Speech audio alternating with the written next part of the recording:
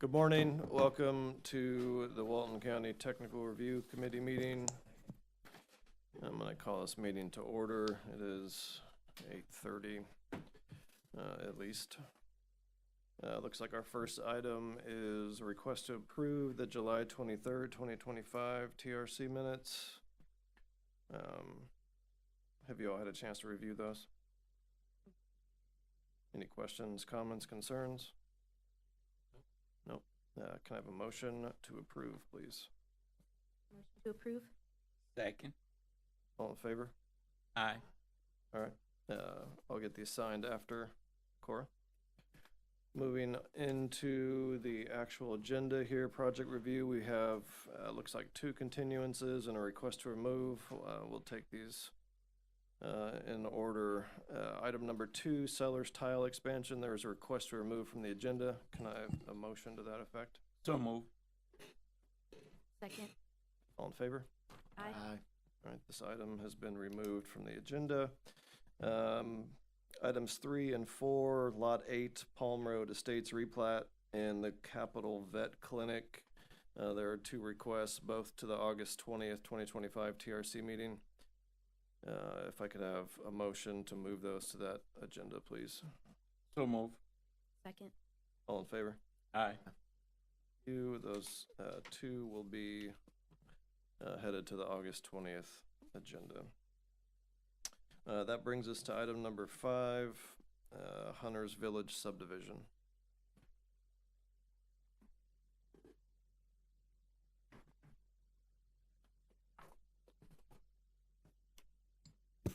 Good morning. Morning, Tim.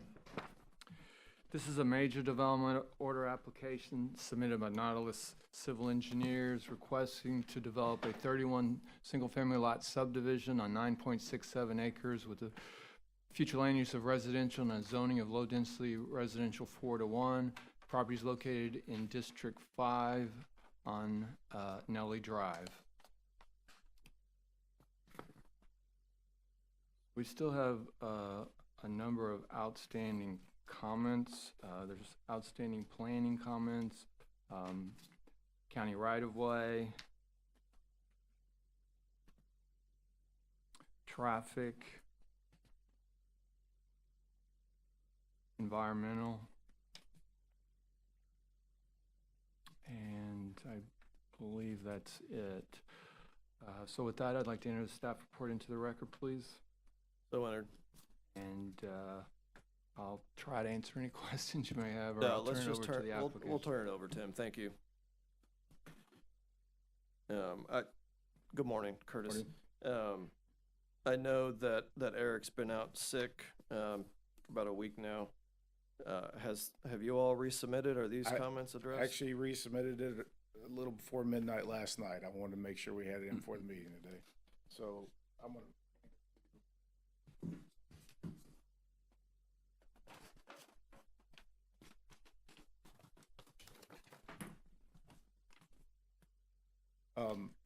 So I resubmitted it just to be sure that it's kind of in the process, and comment response letter and everything's in there. The only thing I wanted to point out is one minor change that wasn't part of the comments. I cut off a portion of the southwest end of the road, Archers Point Road, which is proposed to be in a public right-of-way. It wasn't really benefiting the project. That's about 100 foot of roadway that can be built if anything does develop in the future to the west. There's a lot of wetlands on that site, so it's unlikely that's going to happen anytime soon, if at all. But I converted it to just a transition off of a ribbon curb down to the existing dirt road that serves the mosquito control access. We also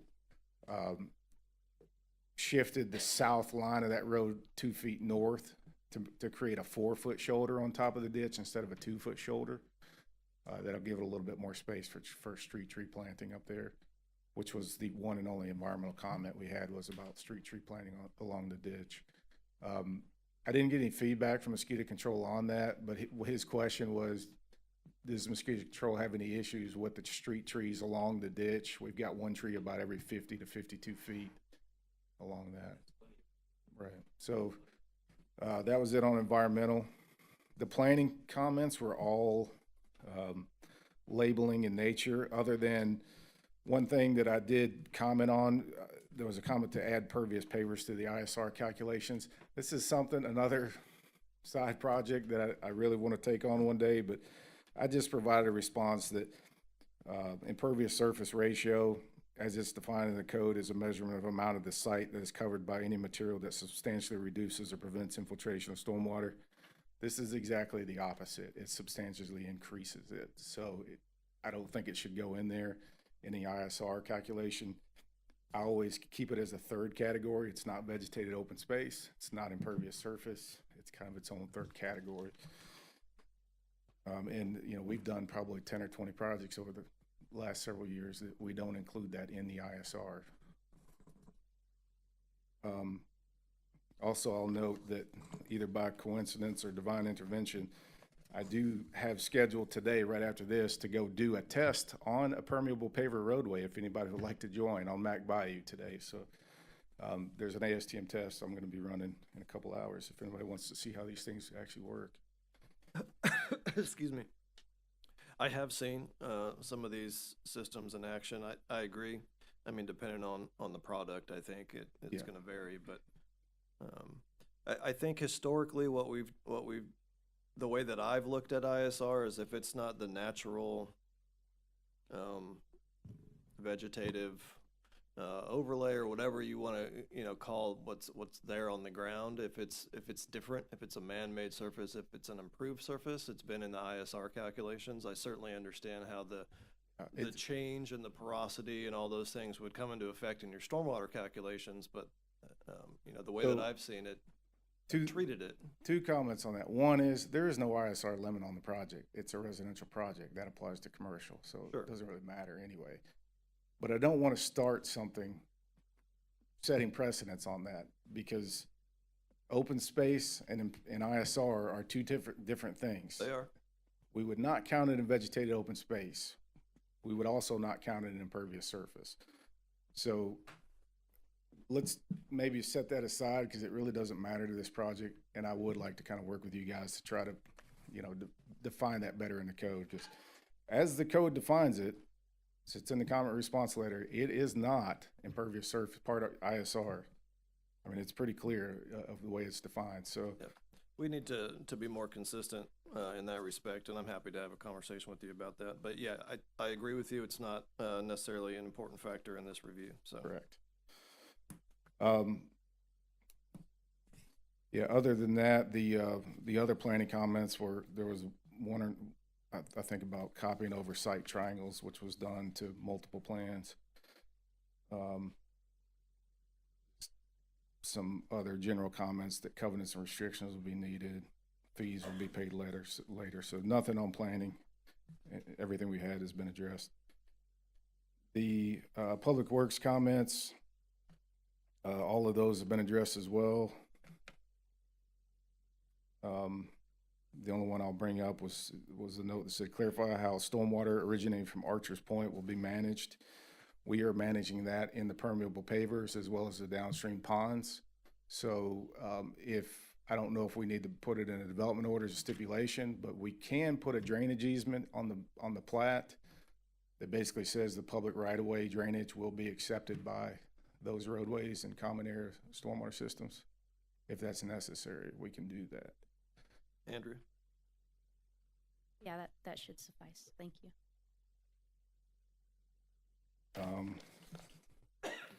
Site triangles are done, crosswalks are updated.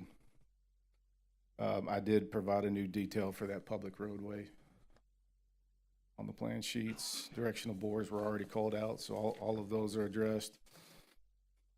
And no floodplain comments. The environmental comment we had was regarding the trees. We just talked about that. That's good to go. Every 50 feet, correct.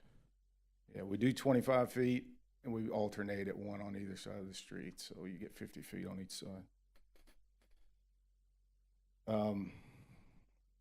Mosquito control had a comment about 25-foot maintenance easement. We're actually proposing public right-of-way, so you don't need the easement for that. It would be in the public right-of-way. That was the intent.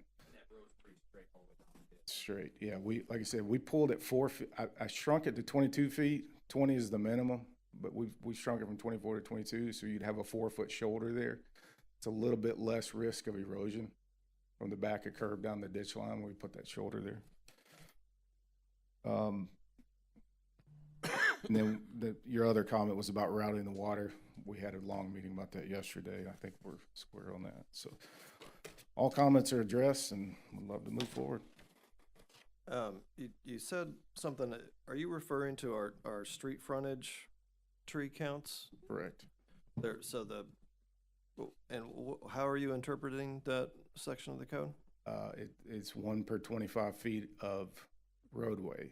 Of So frontage, right? So on either side of the road. I don't think so. Yeah. I don't know. Well, And I'm asking because the way that I've always treated it is I've looked at we've counts actually on always both treated it sides. the other way, where it's 1 per 25 foot of roadway, and we alternate, because honestly, 1 tree every 25 feet is a bit too much. I mean, the canopy is gonna run together on mature trees quite a bit, so. Okay. I mean, I'm 50 projects or more in, we've always done 25 alternating, so. Yeah, I'm not sure that's correct. With the stuff that I look at, or that I've looked at, I've always put those counts as frontage, not just simple roadway But length. if you think about a standard size lot in Walton County, it's around 50 to 55 feet. That's Yep. 2 trees per lot. We don't really do that. That's a lot of trees Yeah. along the street. I don't know any subdivision that's done that, that's built to date. That's just so much. Now, we scattered them about in the lots, but Right. to have 2 in the front, you literally can't. You have driveways. It's not possible No, to there's, do that. right, and the code allows for that, right, where there's improvements, sidewalks, driveways, access, those things are pulled out of that calculation, but, I guess that's another thing we need to be more consistent with, but, what is the actual code reference here? What does it say?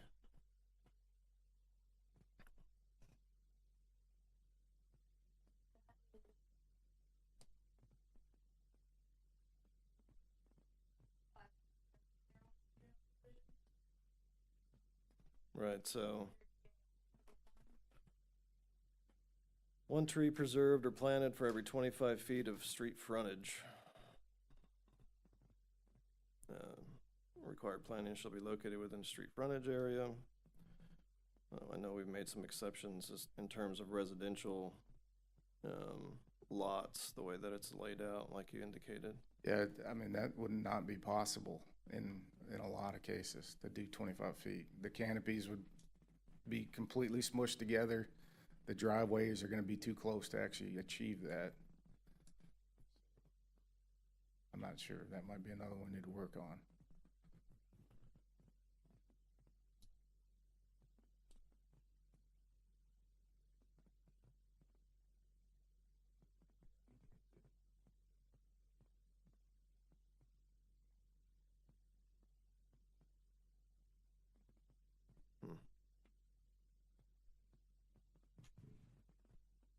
Thank you, Cora. You want your phone back?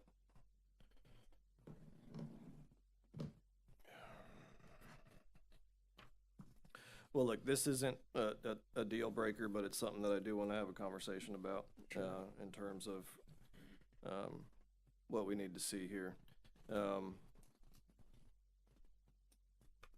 I do think in this instance, I would be, happy to exercise my ability as the director to look at and approve an alternative to a landscape plan and what we would see. And I think based on the fact that this would be abutting a mosquito control ditch and access is going to be required in there, that the 50-foot or something around there would probably be appropriate in that instance, to ensure that mosquito folks can get in there and do their job. Does anybody else have any questions, comments, concerns here? I know that, or it sounds like we just got this yesterday. Has anybody had a chance to look at it and adjust their comments? Excuse me.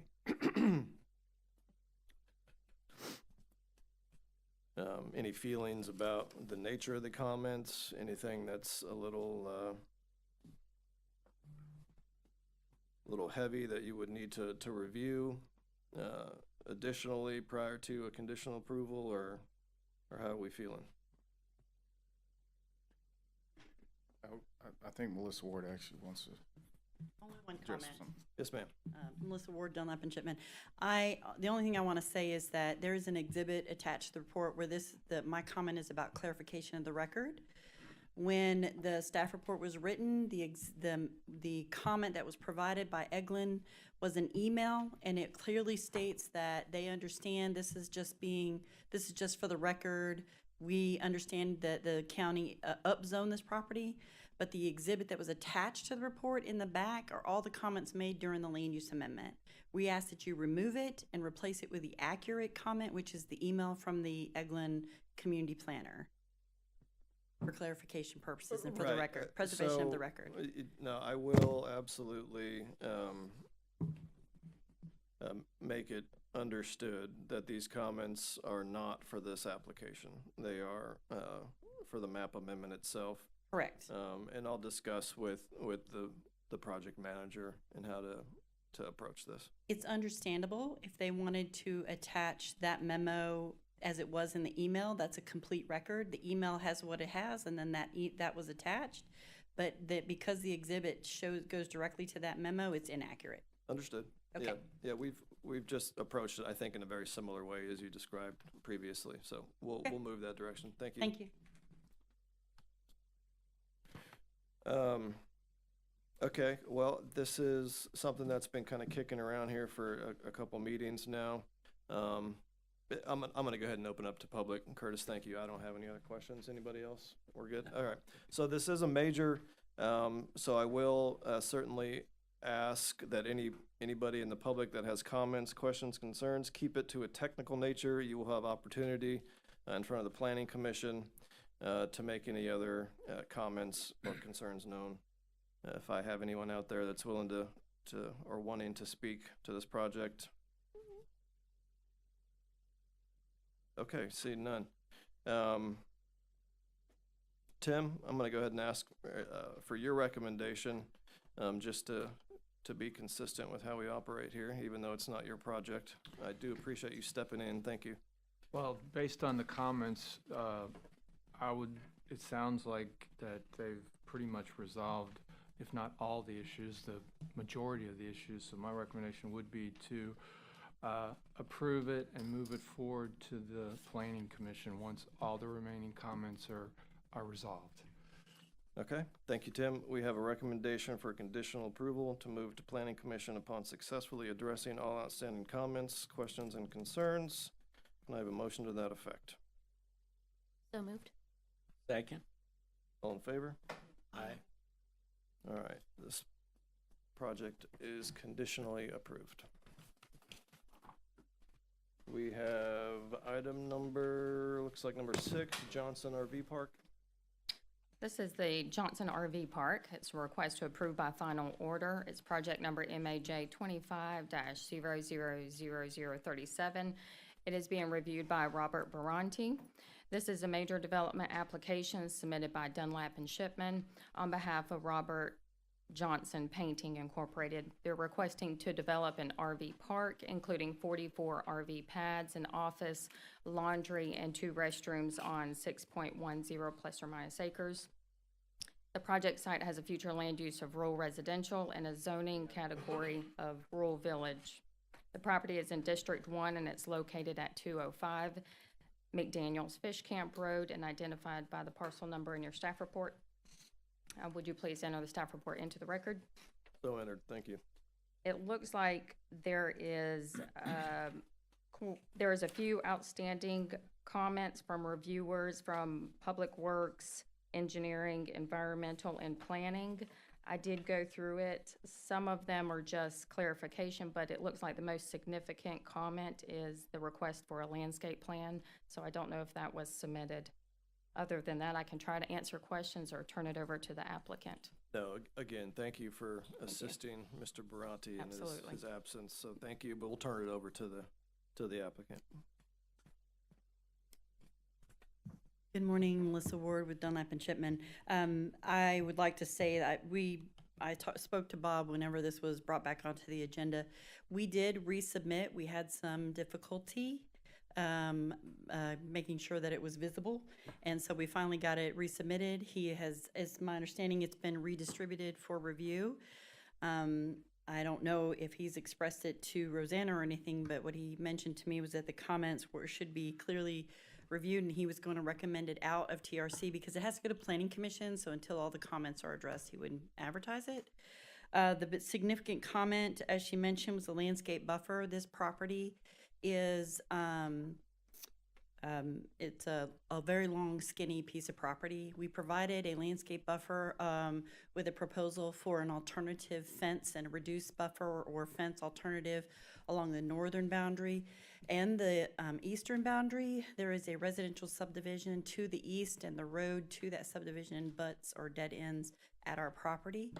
In addition to that, we have a connectivity trail that we are going through the property to connect to that road, so there'll be a gate in that fence that allows them to get from there down the road to the river should they want to take that trail. The reduction in the buffer that we're requesting be for as an alternative to a 20-foot buffer or a 10-foot buffer even, or I think it's 20 feet, is because the narrowness of the site, the road that is pre-existing, Chris Lane, is already there, and we're improving that road. It would shift everything down significantly and reduce the site to significantly, that it would make it more difficult. And the existing road would have to shift that distance as well. So we're proposing to do a fence, which may be more palatable to anybody who would object to an RV park, I suppose. It's already, because of the generic nature of that, it's not going to be fully cleared. It's just going to be some pads and some natural vegetation throughout the site anyway. Okay. So, and forgive me, because I was trying to pay attention and look at these plans, but again, what was the idea for the alternative buffering? We'd like to put in the masonry fence. Okay. And reduce the buffer, or just have the alternative fence, as it were, depending on what is allowable. The way the code reads, it says an alternative or a hybrid method. So we initially were proposing to do the fence, but if we need a reduced 5-foot landscape buffer, that may be acceptable, given that we're not shifting the road down another 20, 30 feet. Okay. You said that Chris Lane is existing, It is. so you're just gonna make improvements on the existing? Right, we are. The existing, So that is? just to make sure everybody's on the same page, this is a very old vested mobile home park site that would not be allowed today. Sure. We're changing it to an RV park. The trashy old mobile homes have been removed. There's a lot of cleanup being done, so this is a much more improved site. Okay. It looks like, is this existing building on the western side, of the property, is that gonna be the office? Yes, and resident for the one person that stays there and runs the operation. Okay. I would strongly suggest adding some additional RV holding there. I see you've got one to the north of the existing building, but, Friday afternoon, you get probably 2 or 3 coming in at the same time. Those folks are going to be backed up potentially into that McDaniels Fish Camp Road. Nobody wants to see that. While we don't have a particular requirement for that, it would just be a strong suggestion that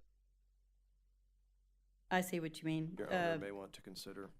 Along the south side of Chris Lane, that area, Correct. that's what, okay. Yep. I'll talk to the engineer about it. Any other questions, comments, concerns from the committee? I had a question. Did the fire hydrants, are there any currently there at this moment? There is one currently just further north on McDaniels Fish Camp, but I think we also added one closer to it on the new site plan. Yeah, what I'm seeing right here, I didn't see it on here, so I think that's the old set of plans is the problem, what you Okay. have in the exhibits. Okay. We had a set of plans that we submitted, if I can see where I have them. I don't know that I...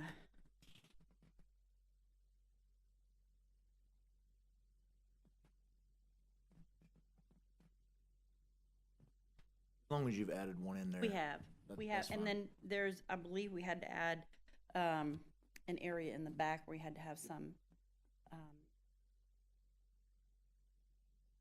we had to have one further down because of the length of the property. We added two, Yes. requested two, so. Yeah, those are there. They're on the new set of plans. If you Sounds good. haven't seen those, let me know so that we can make sure that you get a copy of the plans. Okay, sounds good, thank you.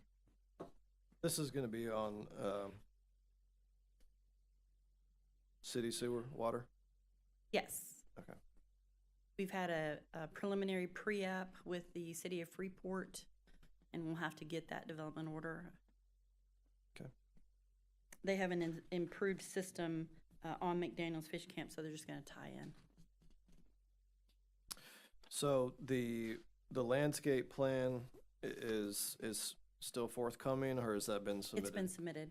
It has been submitted, and the proposed buffer on the north, and I'm mostly concerned about the north, due to the nature of the existing development patterns there, so, what Well, is to speak to actually being that- proposed? Yeah, so a fence along the property line, or at the most, a 5-foot buffer with a fence interior of that.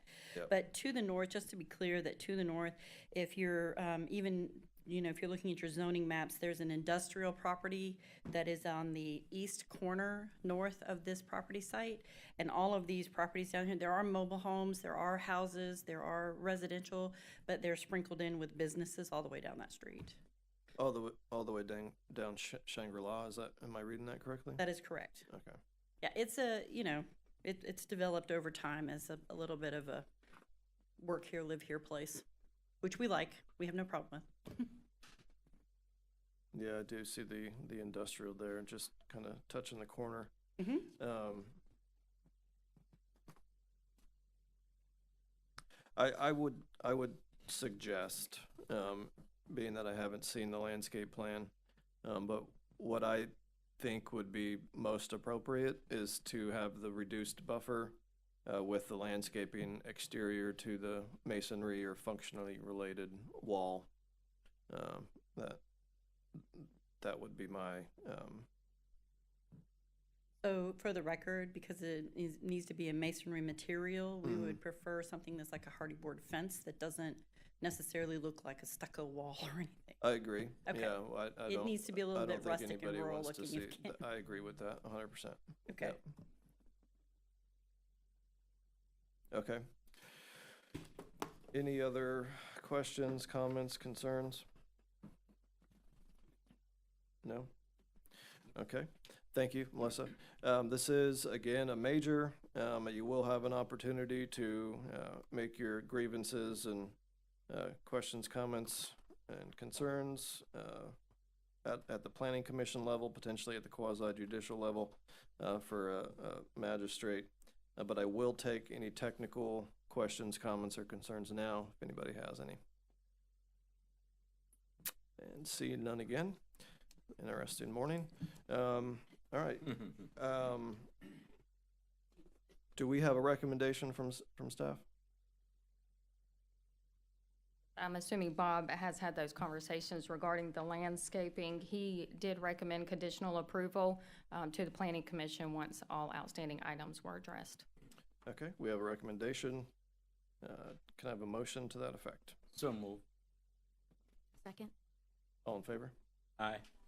All right, this item is conditionally approved to move to planning commission upon successful address of all outstanding comments. And the next item is item number 7, the Luxe, I'm assuming that's how you pronounce that, apartments? Yes, thank you.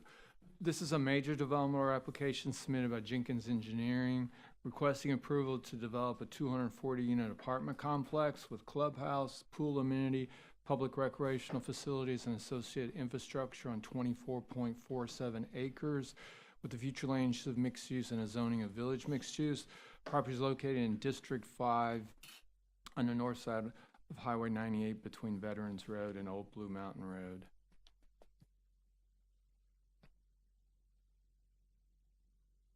So there's still a couple minor comments from planning.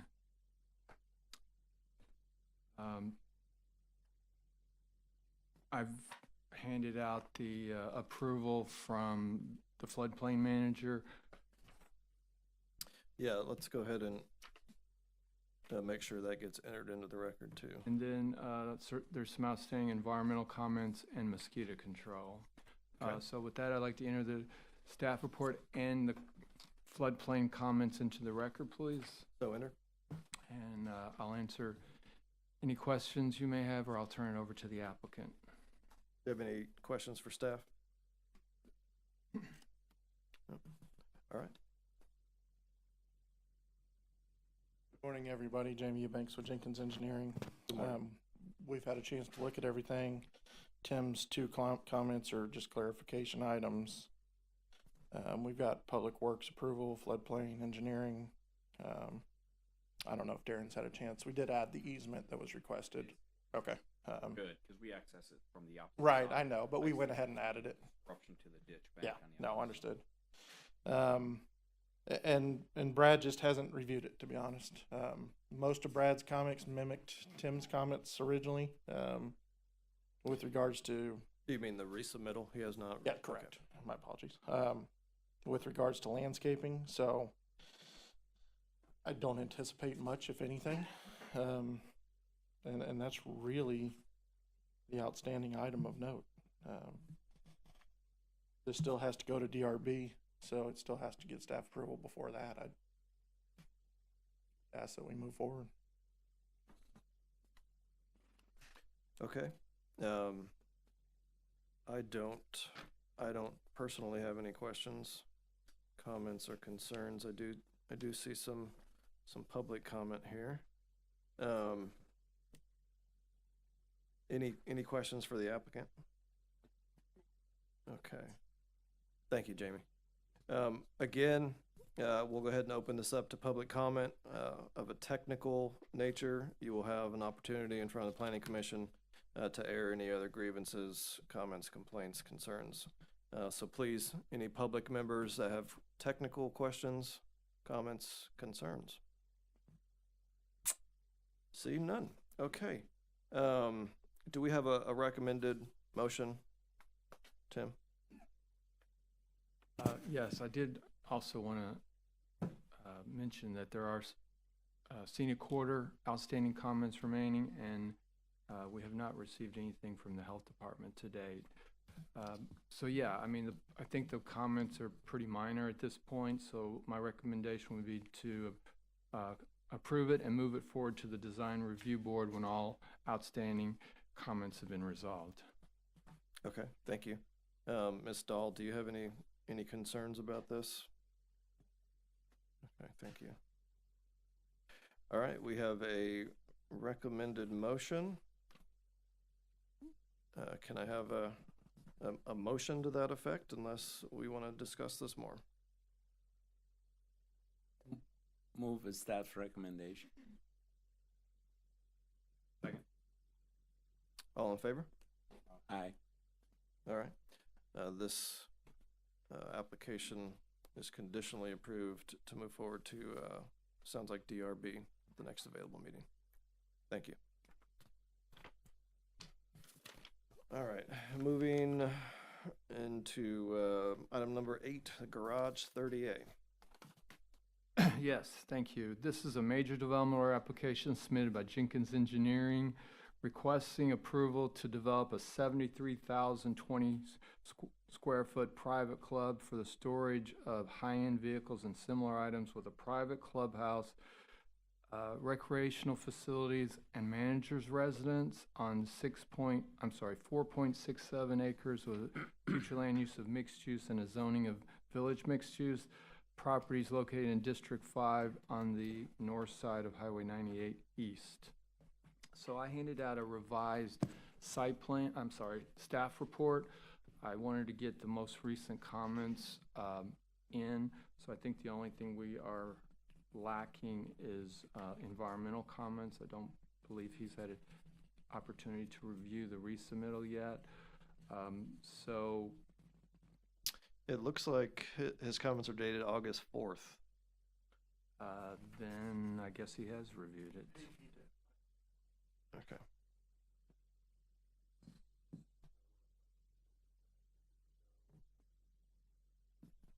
Yeah, there's still outstanding comments from environmental, planning, and GIS. I'm not quite sure why they want to call these roads, because they seem to be drive aisles, but apparently they're going to call them roads, and they want them named. The main outstanding comment, I believe, well, Andrea has two. One of them is the sidewalk, which is the same comment that I have. We need some clarification as far as how the code is worded for a bike lane along the road. And then she also has a comment about swales on Malachite Way because of the grading that they're going to do there. And then Brad has the two minor environmental comments. Doesn't look like I actually attached the scenic corridor review, but I believe if there's any outstanding comments remaining, they're pretty minor. So with that, I'd like to enter the staff report into the record. So in the Update, yeah, the revised staff report. dated yes. August 5th, 2025, so entered. I've got a couple things. Make sure that we remove this project is subject to a mobility fee under your conditions of approval prior to moving into the next review. Tim? I put on the other one, I missed it here, that pay all applicable fees, so I'll replace it with that. Very good. Okay, thank you. Actually, I wanted to mention, I believe, also, I've not gotten anything from the health department for this project. Okay. Ms. Stahl, you guys are busy over there, but do you have any concerns? Okay, thank you. Amy Eubanks again. So we did, I want to thank staff, because this is scheduled for DRB tomorrow. To Tim's question about the scenic corridor, those have been addressed. We made sure to do that so that it could get to DRB. So all those comments were addressed. You know, Brad's two comments, one is that we had a 20-foot landscape buffer, and it should be a 10-foot buffer and a 10-foot setback. It's just a labeling question, and then a missing tree, which I spoke to him. It's actually there, but we've already resubmitted that since then. You know, lack of road names. We've sent the road names to Matthew Betts at GIS. I'm with Tim. I'm not sure why it requires them, but we sent them. Garage Way. Garage Way. Well, Garage Way was okay. He wants two more on the actual internal. So we had to send. Oh, like a garage circle? Yeah. Well, I don't know. So, and then Tim, really the two conditions of approval from Andrea. You know, we discussed the sidewalk. I mean, at the end of the day, it's the director's interpretation of the code. So, I mean, if they have to add it, they have to add it. It's not something that obviously alters the base plan, if you will. Right. And then we will add the swale along Malachite Way. I do think technically that probably should have been done when the Jewel was reviewed and built, but I mean, we don't have a problem adding it. Okay. I will go ahead and say that I do agree with Tim and Andrea here in terms of an existing sidewalk or bike path. I would not include an existing bike lane on a road as a bike path, right? That to me is two separate things. So please install or otherwise request the alternative there, please. Will do. And the other one, what was the other question? I wasn't really questioned. Just that we'll add the swale along Malachite. Oh, that's right. I That's right. I believe Bristol, the Jewel, probably should have done it because they improved that roadway, but we'll do it. That's not a problem. Okay. I appreciate that. Any other questions for the applicant? Okay. I did want to mention one other thing. They have added some additional recreational facilities since our last meeting. So they added a picnic table, they added a trash can, a dog receptacle, and some trees and shrubs. So that is an addition from the last time we saw this. Right, and that's to approach the passive rec component in addition to their improved pathway there on the north side of the, Correct, Right. yes. okay. Some landscaping will be in those areas too, Jamie? It's in Kelly's revised landscaping that we submitted. She did add, because the power lines they're shorter understory trees.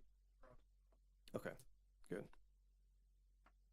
All right, well, again, this is a major development, and I will offer any member of the public an opportunity to bring forward any comments, questions or concerns of a technical nature.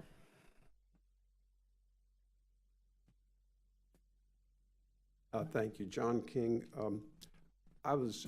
It's just a question. This is of technical nature, I would say. I'm curious if these are going to be rented or if they're going to be sold, the garages.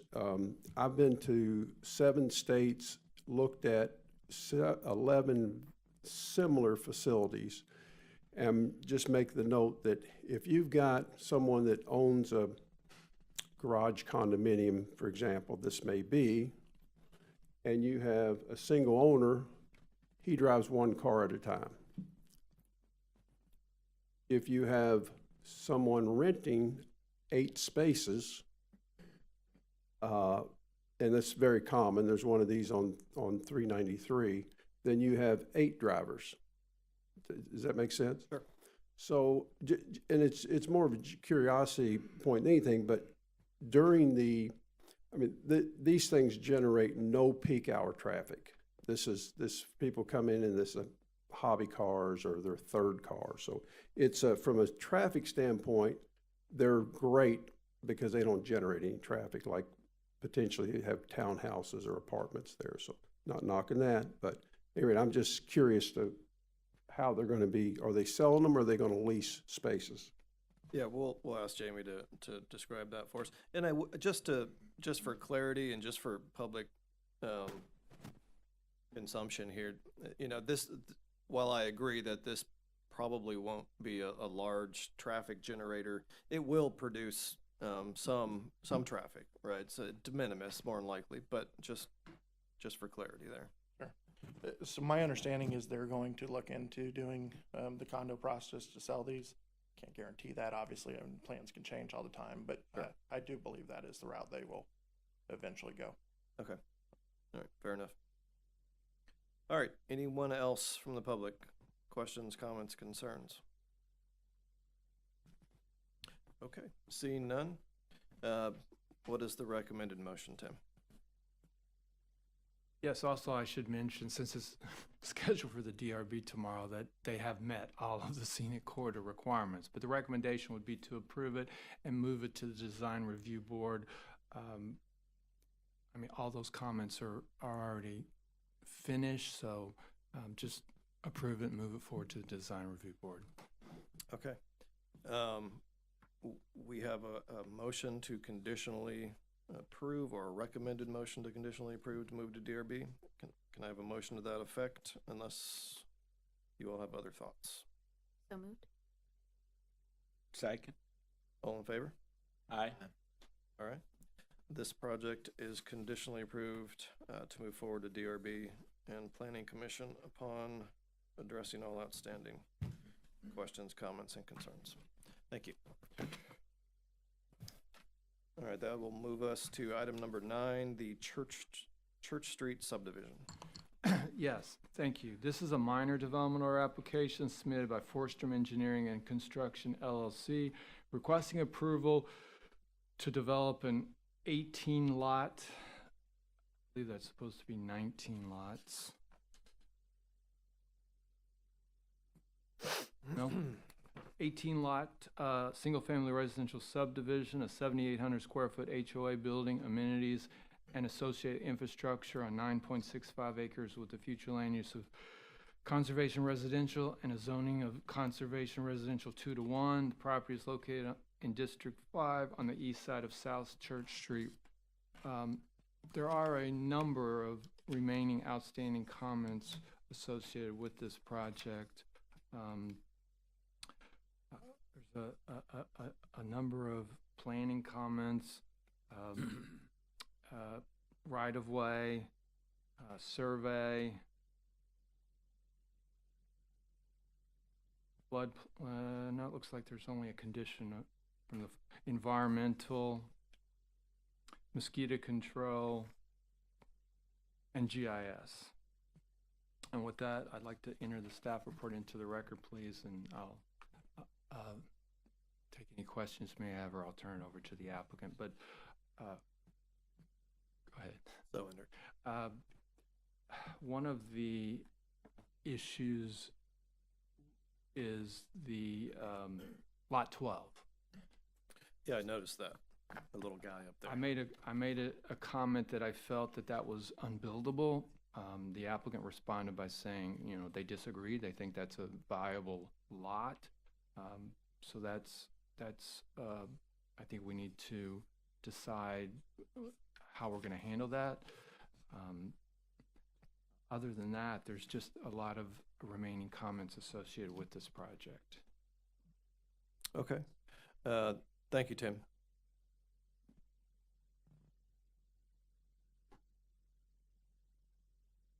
Good morning, David Forstrom. Good morning. We've spent a lot of time working with staff. I feel like the major comments have been addressed, not all of them. Engineering has approved it. Floodplain manager was approved because we're putting infrastructure in the floodplain. We revised and added additional 35,000 cubic feet of storage in our stormwater pond to take care of that. So engineering and floodplain have approved. I've got all the other comments addressed. I worked them last night. I can upload them in later today. On Andrea's comments, I feel like we've addressed them. We aligned the road where it's 100% 90 degrees as requested. The sidewalk, we moved it as far away from the paved street as possible, 7 or 8 feet. The swell, we're going to propose a maximum swell. Within that 7 feet, we're going to maximize the swell for that. I spent a lot of time with the mosquito control district. Darren was very helpful. We had an issue with the original plan was to do the outfall to the mosquito control district. We changed that, and the outfall is now staying on the property. And in addition, there were some flooded issues on South Church Street, and that's because there's a man-made ditch on the property that actually drained to South Church Street. So our redesigned stormwater system will eliminate all outfall going to the mosquito control district and also to South Church Street, which will help right-of-way flooding.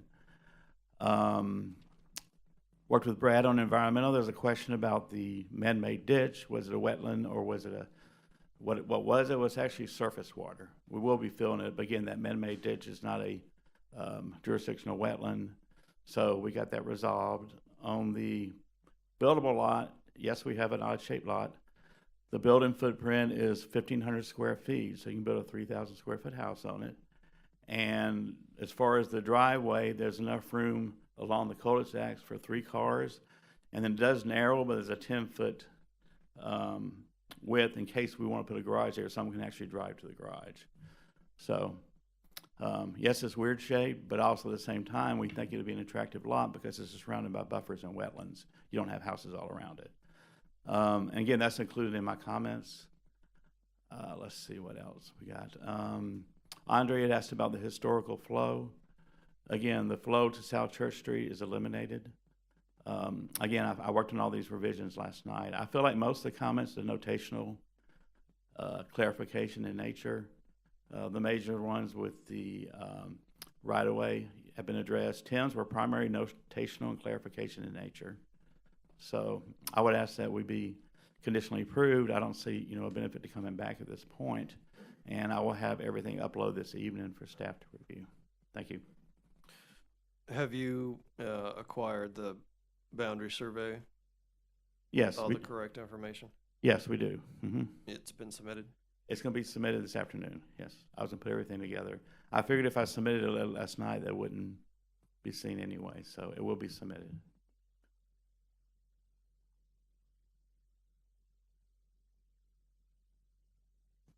On the HOA building, There was a comment about 32 parking spaces. Well, this is basically just there's gonna be pickleball courts and like a common area, but it's for owners only. The 19 owners will only be the ones using it. So it doesn't fall in the category of a public recreation center.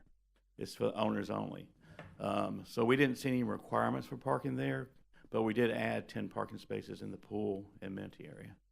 What's the size of that pool deck? I'm not sure about the amount, as I understood it, if it's the pool, I can get that number. It's probably around, I don't know, 1,500 square feet. But as I understood it from previous projects, when you have a swimming pool in a subdivision, there's not requirements for extra parking other than handicap. I could be wrong. But I will get that, Okay. yes. All right. That is do we have something else any- I meant to point out was to determine the parking for the HOA building and the pool.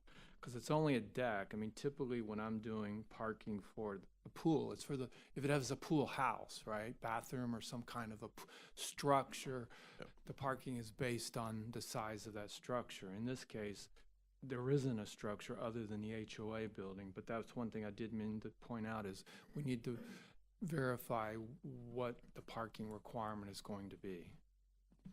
Yes. Yeah, I've always had my my own sort of understanding of how some of these amenity areas should be treated internal to a site that is only going to be used by the residents of the site. What's the furthest? How far away is lot 1 from your amenity? Oh, let's see. I would guess maybe 800 feet. All right. But again, we do have 10 parking spaces in the amenity area, including Yeah, one handicap. I see that. Yes. I see that. I do have some questions, comments, and concerns. Does anyone else have anything any comments, questions, concerns about this? I still have concerns about the historic flow mentioned. I'd like to see how that's being directed historically across the site. And have a chance to review that further. Okay. I have answered it in my response. I could talk about it now, or we could talk about it later. Up to you. Either way, if you want to give a brief description, and I would like to dig into it a little bit and look at numbers and calculations. Yeah, and stuff like that. you're talking about historic pre-development flow. The site is very flat. There's a large amount of wetlands. We really didn't see much historical flow going across. There is historical flow due to the man-made ditch going to South Church Street. I think at some point people were trying to lower the water in the wetlands and they dug ditches there into the mosquito control district. So that flow. We didn't do that. A lot of people that had those 10-acre tracts did extra on their own. So Yes, they took the initiative in the middle of the night. So anyway, but that's all captured in the stormwater plan. But I'll be happy to give you more information on the historical flow to make sure you're comfortable with it. What's your open space calculation here? I'm seeing impervious surface, but you know that we treat open space a little differently in our CR zoning districts, but I'm not seeing that in the table here.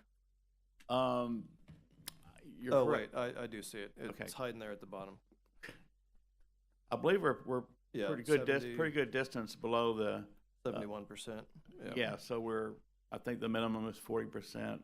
The max have to at least 40% open space. I think we got or is it 60% open space? Yeah. So we have more than about 10% more open space. So I do have some concerns about lot 12. I really want to see how a building will be sited on there. It maybe do a little blow up for staff and show Okay. a footprint and how it will be accessed. While I understand how some might have that it may have an appeal based on the fact that it will be surrounded by Sure. vegetation and those sort of things. I do have concerns that also, while it's surrounded by those things, that the property owner may, again, take that initiative in the middle of the night to make some of that area their own. I'd want to see that would be very clear in any covenants and restrictions during the plating process, Yes, that would be and we can make very that, because protected. anything outside the lots is common area, including wetland buffers, so we can make that clear in the covenants and restrictions. Those would all be owned by the HOA. All right. Yeah, please provide a blow up there. I really have concerns about the siting of a building on that. It just looks very, very odd.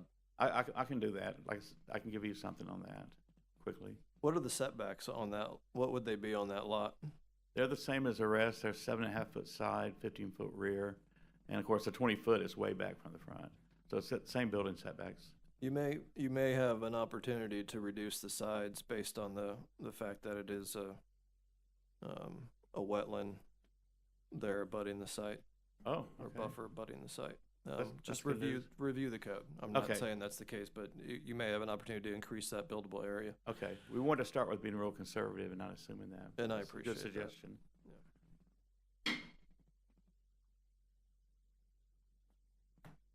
The mail kiosk there up front there may be a better location for that as well. I would suggest that may reduce some of your impact there potentially. Maybe not though. I'm not. It's We typically see them in the front because, you know, when people come home from work or whatever. I mean, the front is something you're going to drive by all the time. If it's in the back and your house is at the front of the subdivision, you may have to take an extra trip just to. Sure, and I don't mean that it would be better served in the back by the amenity. Well, I think that's not a bad idea, but it may be even better served to the north of those two. I'm assuming those are some parking stalls there, but the kiosk may be better served just directly to the north of those stalls instead of situated further to the west there. Okay, I think that may be a typo because our intent was to have them, those two stalls were for the kiosk be just on the other side of the sidewalk. Yeah. So I can look at that. Yeah, and I mean, if it's not going to relieve any impact to the wetlands there, then it's cited fine. If it can be moved and that impact would removed with it, it may be better. Okay. So just look at that, please. Look, I know that developing in this area is difficult. There's a lot of wetlands. You know, there's the new water management district, you know, quality standards are impacting the way some of these sites lay out. And I appreciate your efforts here, but I do have some concerns that I've sort of. I will make one comment. There was a previously set of engineering plans for this project. Yeah. And they had the road going all the way back where the stormwater system is to the east. So, which to me didn't make economic sense. So by cutting the road in half, we kind of cut the impact to the environmental area and by not even going down there except for a wet pond. Sure. Is that common area between the amenity and the pond, is that going to be left natural, or is that included in your improved surface calculation? That's going to be left natural. We have a 20-foot maintenance way to get to the wet pond. Okay. And that's shown that was one of the comments. Those are shown on the revised plans I'm going to upload. Okay. All right. Any other comments, concerns before I open to the public? Nope. No. All right. Thank you, David. All right. Anybody in the public that would like to speak to this project from a technical standpoint? Yes, Ms. Landry, come on up.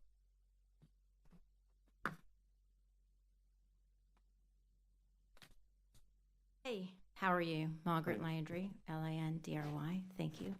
I was just wondering how all the amenities, there's quite a few amenities, how that fits into the units per acre in CR. How do you mean? The density? Yes, because, I mean, there's a pool, there's a pickleball court, there's a, you know, it just seems like this is CR. Everybody said there are a lot of wetlands. If we reduce, or they reduce, maybe one lot, perhaps that one that has the wetlands, that it might be better for the property and be better for Walton County. Understood. I think there's some competing interests there, certainly. while a reduction in the density, may serve some of that better, I do think that they are certainly entitled to the density underlying, provided they can meet some of the other requirements or all the other requirements that are associated with this site. Well, and just because you're entitled to it doesn't make it right for the neighborhood, right? I understand. No. I So will maybe that's also- a compromise that I know Mr. Forstrom lives in Walton County, and he does want what's best for Walton County, as we all do. That perhaps that could be a compromise. So I do want to just, and I certainly appreciate you, I think you understand my stance through previous conversation of how I feel about wetlands impacts and just the environment in general. But I do want to make it a point to say that by providing these amenities on a site like this, there is an improvement to what would be traffic outside of this, right? So if there's a pool and a clubhouse and things like that, it'll relieve some of the stresses from folks trying to get to other places in the county. And it makes those homes more desirable, and they can It charge does. more for the homes, which is great. I'm happy for that. But it just seems like that should be calculated into the units per acre. I understand. We certainly don't have that. I would say we don't have that ability in the land development code. There's nothing in there that would speak to how we would view an amenity as compared to density on a site like this. I do understand the concern. I understand the open space idea and how that would reduce those impacts. But in terms of a standard that I would be able to hold the applicant and owner to, I don't believe that exists. So all those amenities don't add up to a unit? They do not. Interesting. Well, they should. Well, it would That's be for sure. certainly considered in terms of their ISR calculations, and and I would even say in their intensity calculations that they would need to make for their wetland impacts, those considerations. So, but yeah, other than those ideas, there's really nothing that we can hold them to in that respect. But I do appreciate the imaginative look. And Yeah, it would just be nice if everybody would do the right thing in a perfect world. I understand. Thank you. Yes, thank you. Anyone else? David, do you want to say anything to that, or? Yes, briefly, the odd-shaped lot, there's no wetlands impacts to create. That odd-shaped lot is all outside the wetlands. The other thing, our wetland impact, I think is about 0.15 acre, and, you know, we could have gotten a half acre. Half acre wetland impact is pretty much automatic, so we do have quite a bit less wetland impacts than we could have gotten approved for. Thank you.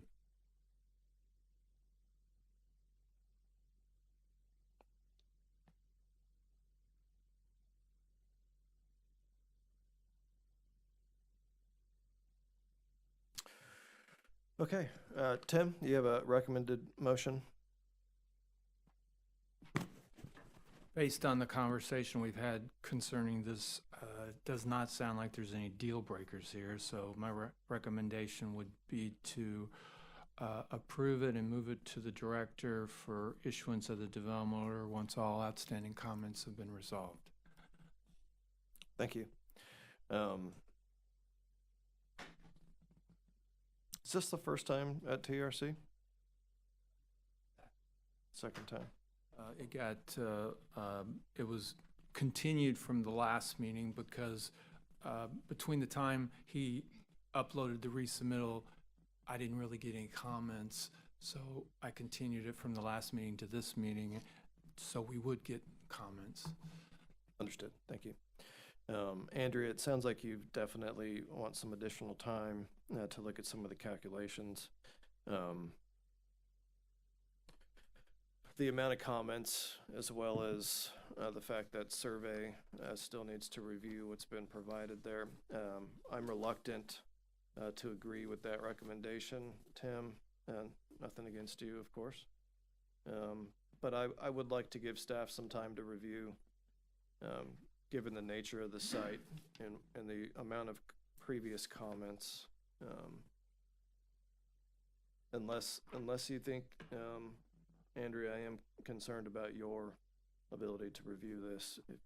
If you don't have concern, then maybe we can conditionally approve, but if you think you need some time, then, I'd acquiesce that request.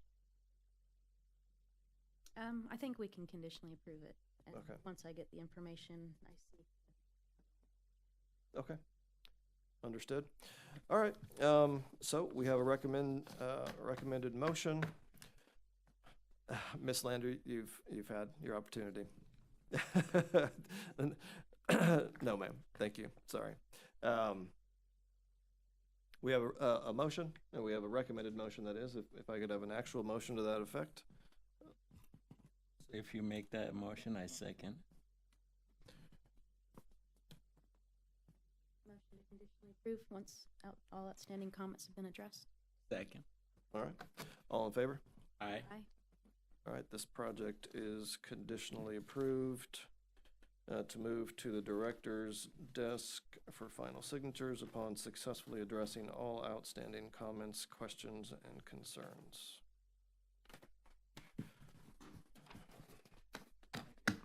Thank you. All right, we are moving to the next item, and I've misplaced my agenda, but this is the Tucker Bayou conceptual PUD. Yes, this is the Tucker Bayou PUD. This is a request to approve by ordinance. It's project number MAJ 25-000046.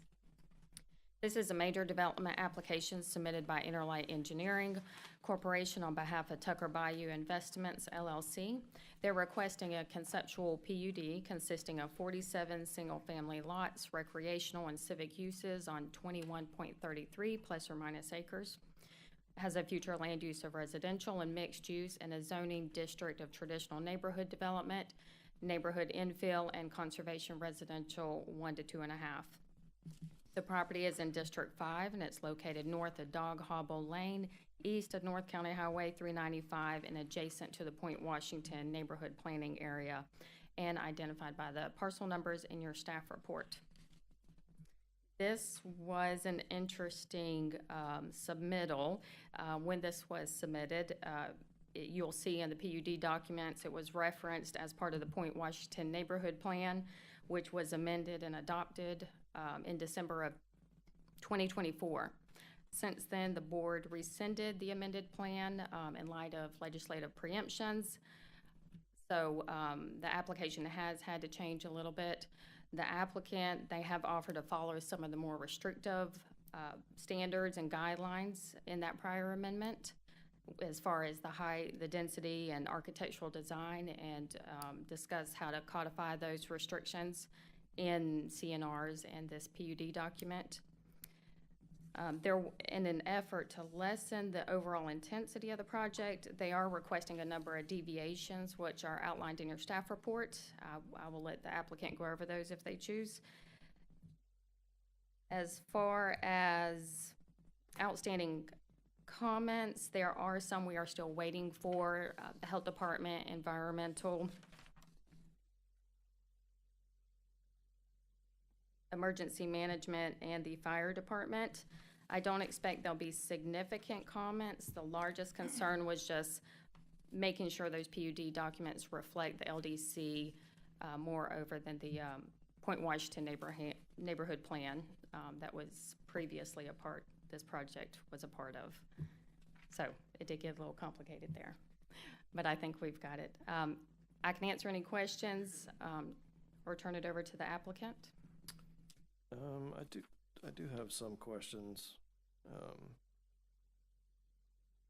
How much of the site is T&D versus conservation res? Conservation residential, I did ask for a breakdown of those acreage. Majority of the site, if not almost all of the site, is T&D. It's only the properties that are along the bay, which is going to be infill, and a small portion, maybe half an acre, conservation residential.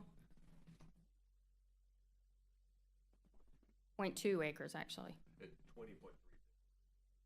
Okay. Yes, so majority of the property is T&D. So in their deviations, they are requesting some exemptions from the uses required in T&D. In terms of the mix The mix of requirements? uses, that is And correct. Are those items, They are outlined in your staff report on page 3, and that is the general commercial, neighborhood commercial use, and I did add, they didn't explicitly request this deviation. I did put it in here just in case they wanted to include it, since I didn't see it as part of the packet, and that's gonna be the workplace and artisanal uses. And I would like to add, they did have a community meeting, since this did fall in that neighborhood infill.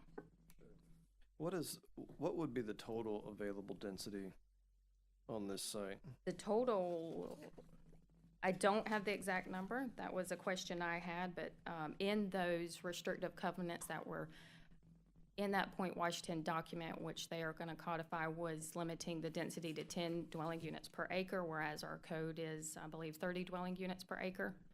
So they are well under what the code allows, and they're meeting the prior Point Washington 10-to-1. Okay. The standards for mix in T&D, are they not in the comp plan as well? I don't recall if those, I know we looked at it, I can't recall. I don't think they were in the comp plan, but we can revisit that. I'm not 100%. Okay. I think we looked at it, but I cannot remember the result of it. But I suspect you did, and I suspect you wouldn't have brought it here if it was required in the comp plan. I imagine, but we can definitely take another look. Okay. I don't remember if we entered the staff report, so I'm No. gonna do it again if we didn't, so Yes, entered. please do. Do we have any questions for staff? No? All right. Thank you.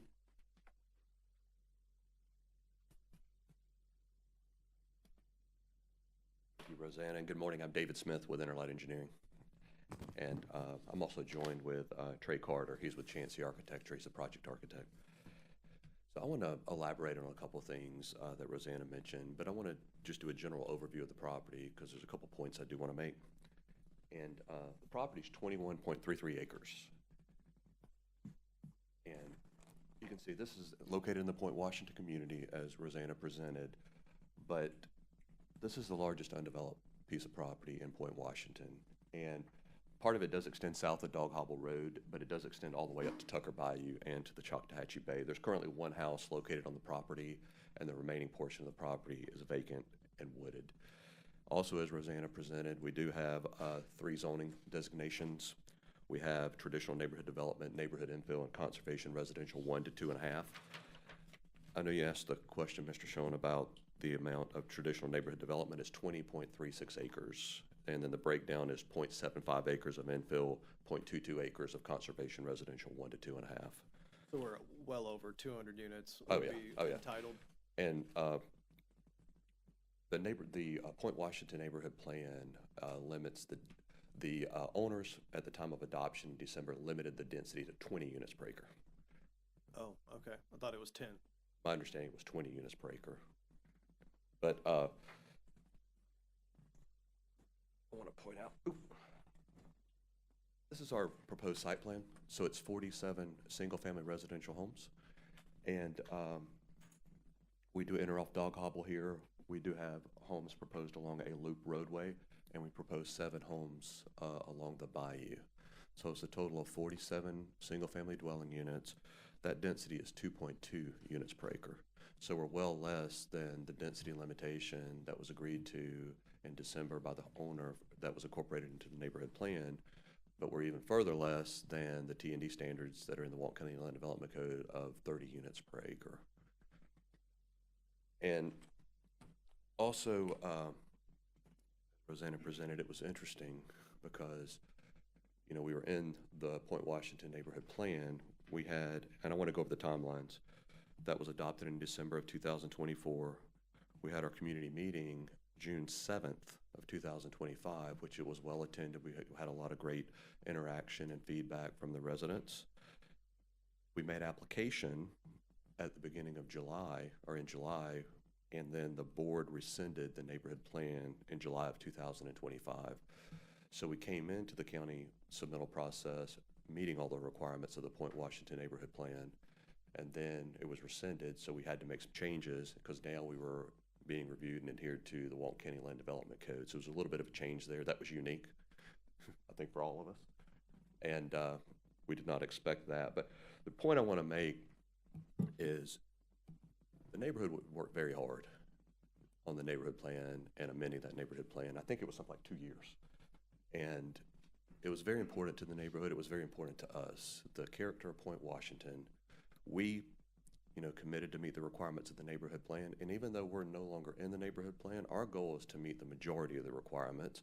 And I would specifically like to mention the two that we're asking for minor deviations from in the neighborhood plan that we're no longer in. But I just want to make that point. So, wait. I know it's a little tricky, so. So the deviations listed here, They're from the code, but I think it's important for us to let the neighborhood know that we want to meet the neighborhood plan like we originally intended to do, with the exception of 2 areas I'd like to speak about. And then I'll conclude with the deviations from the land development code that we have to adhere to. okay, so You follow that? No. So the deviations listed here are, some of them are deviations from what would have been the adopted plan, or what was the adopted and now repealed plan, and then there's 2 that are from the current LDC. The deviations we have are from the current LDC, because we've added the workplace, artisanal uses, commercial deviations. We are requesting a setback deviation, which I'll elaborate on here shortly. And then the sidewalk and trail requirements, we don't want pervious or concrete pavement. This is a natural community, and we want sidewalks to not be paved. And then front porch setbacks. But do you mind if I elaborate on those? Because I know it's confusing, because we were in the neighborhood plan and we're not, but we committed to meet the requirements of the neighborhood plan, and I want to illustrate how we're still doing that.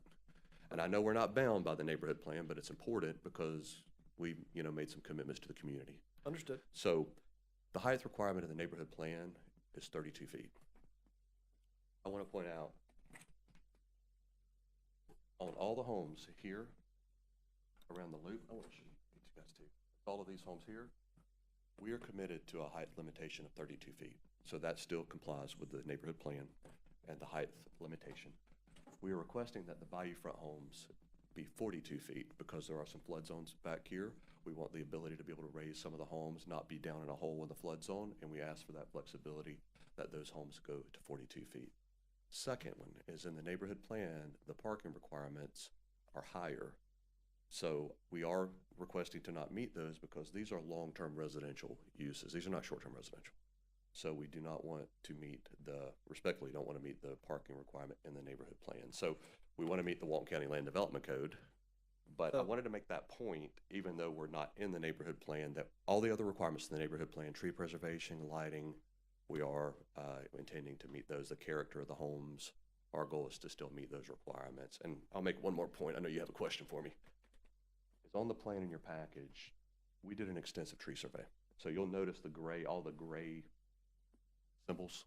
Those are trees that we intend to save to the greatest extent possible. We want to still maintain the character of Point Washington, preserve as many trees as possible, and that's our goal. I mean, the architects, planners have done a great job. This is designed to preserve as many trees as possible and be as natural as possible.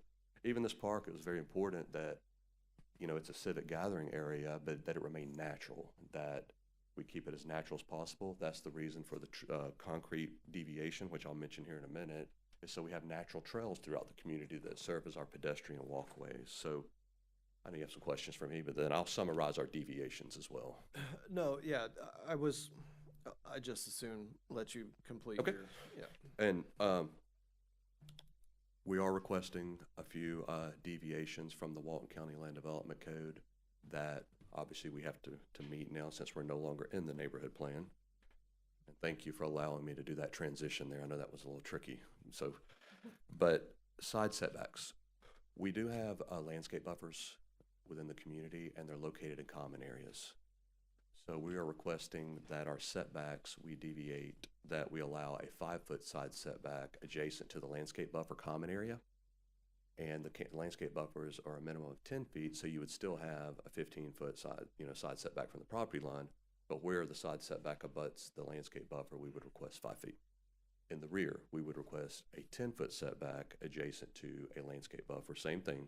We have a minimum 10-foot landscape buffer, so the house would be, 20 feet from the property line. It would just be 10 feet from the landscape buffer. I know there's currently some allowances in your code as homes abut wetland buffers. Our thought is that would be consistent with the methodology that's already allowed for a wetland buffer, even though these are landscape buffers. And I mentioned the parking. We do want to meet the Walton County Land Development Code for parking because these are long-term residential uses. And Rosanna's comment, we have incorporated the request to not have workplace artisanal. We already had the commercial use deviation request in the initial application. And when we had our community meeting, we do not think commercial will fit in this area. That was generally the opinion of the neighborhood as well, is it would be more single family in nature in this location, and having commercial located here would not be a fit for the community. I touched briefly on the sidewalks. We're requesting that deviation, that they not be paved concrete. We still want trails, but we want to be more natural, and that's the reason for that request. And then lastly, we're requesting that our front porches be allowed to extend 10 feet into the front setback. So the front setback will be 20 feet, so the porch would still be 10 feet from the property line, but the porch would be allowed to extend 10 feet into that setback, and that is consistent with the neighborhood plan. It's just not allowed in the code. So that's the reason for that request. And we also would want our porch to count as the front facade or can count as the front facade. So that's our deviations request. You can see it's a mix of trying to meet the intent of the neighborhood plan, the Point Washington neighborhood plan, but also, to allow us that flexibility to be able to meet the character of Point Washington and preserve as many of the trees as possible. So that's a general overview. And I did want to touch on one thing as well, because I know we're here for the technical side of things, staff report. The comments Rosanna had were very minor in our opinion. They were more nothing of like major or substance, and we have addressed all of her comments. And then also, I know Andrea, you had a condition to improve dog hobble, which we are doing up to at least up to our entrance. And then we had a comment from GIS regarding the road name, which we've requested Tucker Trail as our road name. And but again, all the comments were minor. We've already addressed those. We've already resubmitted our application, and so we would respectfully request to move forward. So I'd be happy to answer any questions that you all may have. Any questions for the applicant? I do have a couple here. So you've mentioned a couple times that STVRs will not be, short-term vacation rentals will not be allowed. Is that something that'll be captured in the covenants and restrictions? That will be included in the covenants and restrictions. So the PUD language in the comp plan requires a couple things that I'm not seeing, at least haven't heard highlighted here. Public benefit and a mix of uses. If you could address those two things, that would be great. Thank you. Good question. So public benefit, we're proposing to pave Dog Hobble Road, which is currently, it's not paved, and we're proposing to pave and try, to improve this intersection here, which is currently, it was discussed in our community meeting, to just improve the visibility here at this intersection where it connects to Edens. So we consider that a public benefit, paving the portion of the roadway and improving the roadway. The second thing is our nature trail is a civic space gathering area. So T&D does require a portion of civic, I believe it's 1%. So that civic space would constitute a mixture of uses with our residential. Okay. In terms of public benefit, the improvement of that right-of-way, will it benefit anyone other than the folks in that proposed development? This road continues down to several residents down here. Okay. And I can't remember the number, but there's several homes here at the end of Dog Hobble. So it would absolutely, help and just have a better, improved roadway. as well as, you know, look into and to put stop signs at this intersection, because when people turn off of County Road 395, they turn onto Edens, and one of the complaints of the community is people do speed in this location. So we did coordinate with Chance Powell extensively. I know the county has some improvement projects proposed here and on County Road 395. So we have been in communications with Public Works on what we could do there. So we do consider that a public benefit because it does help the people back here in the back as well. Okay. And the alternative sidewalk material, how are we gonna deal with ADA in terms of accessibility there? We would want it to be more natural, like that are in several other communities. So, you know, if there's a disabled person, they may have to utilize the paved roadway, because, you know, our goal was more of a natural paved surface that fits into the character. And I know it's in other communities too, and we just wanted to you know, be able to have that same flexibility as well. Okay. And what is the alternative material? Or like a mulch or a straw or a gravel or something, which we have some samples, trade us if you want to see some ideas. You know, we have the imagery if you want to see what the homes look like, or idea of what the home may look like. And we also have some samples of, so you can see, you know, here more natural paths, and then the pedestrian paths, how there's pavers that go up to, you know, gravel sidewalk. But that's the imagery for what the homes would look like if you're interested to see that as well. Now, excuse me, will there be a collar on the pathways or something? And I'm asking because, as well as some of the other folks that are sitting up here, we sat through a meeting yesterday where it was explained to us how easily stormwater conveyance can be clogged up with simple things like straw, pine straw, and those sort of things without much effort or, you know, how will that be addressed is my question. Good question. It requires routine maintenance, and you're exactly right. Pine straw, you know, in landscape beds, it's one of the easier things to put out, but it floats on water. So when water, if your landscape bed is subject to flooding, which ours, you know, will be higher above the roadway, that pine straw can float. And I know in lower areas, what it does is it then goes to the top of the inlet, sits on the top of the inlet. So our goal is our landscape areas don't flood, so then our pine straw doesn't float.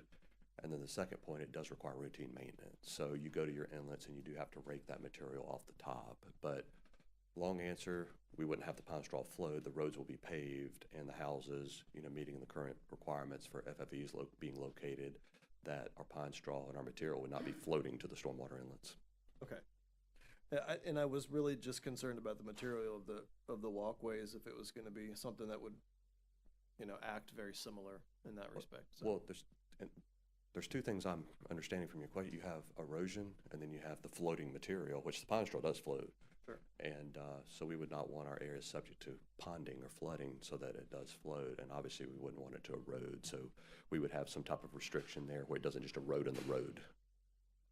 Okay. Because it does not work. I agree with you. I know and I understand your question there too. Okay. Fair enough. That's all I have. I think everybody else has said they're good, or don't have any questions anyways. I'm gonna go ahead and open it up to the public. Thanks. Thank you all.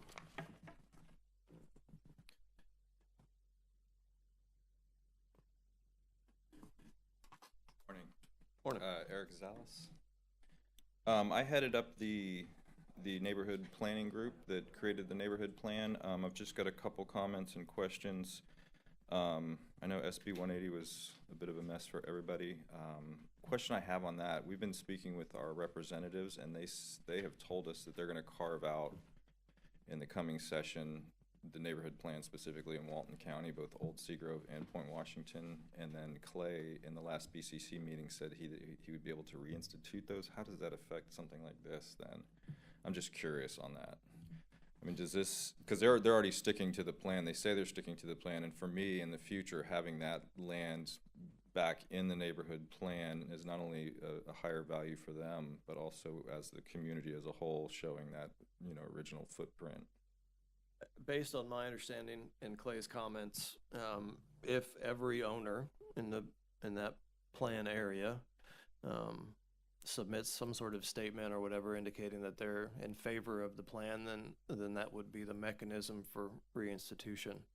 In terms of are you talking about like the deviations, like how that would? Yeah, no, more just the, I mean, so when we met with the previous property owner who, that we brought that property into the overlay, there was no argument or fighting in that. And so the question is, if the state is saying they're gonna carve this out and then the counties can reinstitute that, from what I understood from Clay, this isn't a process that requires another 2 years of going through it. He can just reinstitute that, or are you saying that it would have to go through each landowner? So, I mean, I guess my comment was not specifically related to the legislature carving out a neighborhood plan process and allowing that to be exempted from the bill.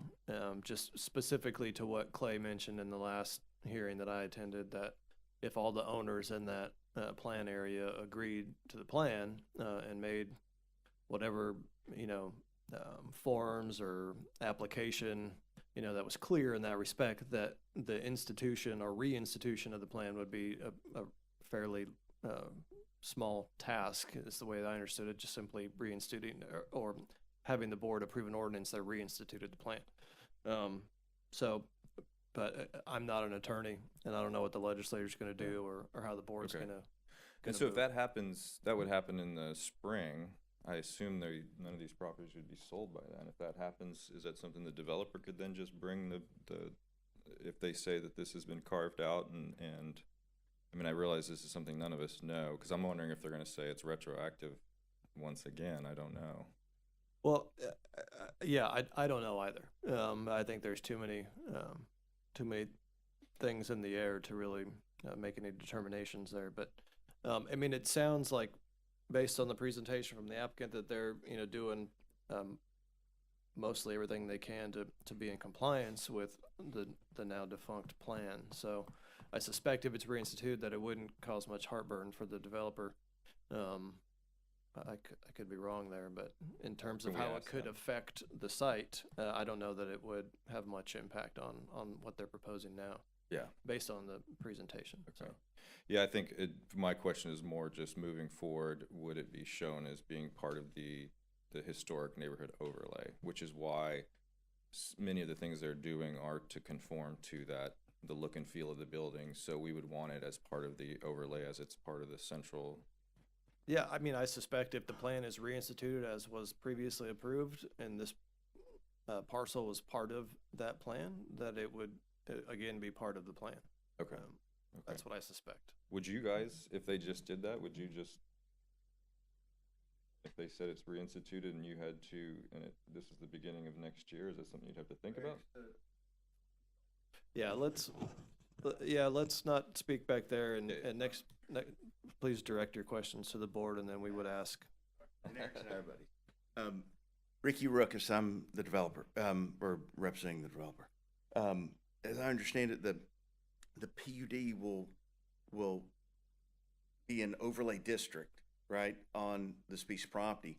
So if we're agreeing to all the aspects of the neighborhood plan, with the exception of some deviations we're asking for that are not in the neighborhood plan, then I think that does the same thing, right? If we're agreeing to the tree mitigation that's in the plan, we're agreeing to lighting restrictions.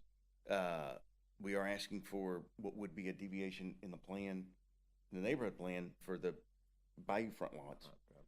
But it's not a deviation on county code, but all that would be part of our PUD document. So I think it's the same thing as that property going back into the plan, right?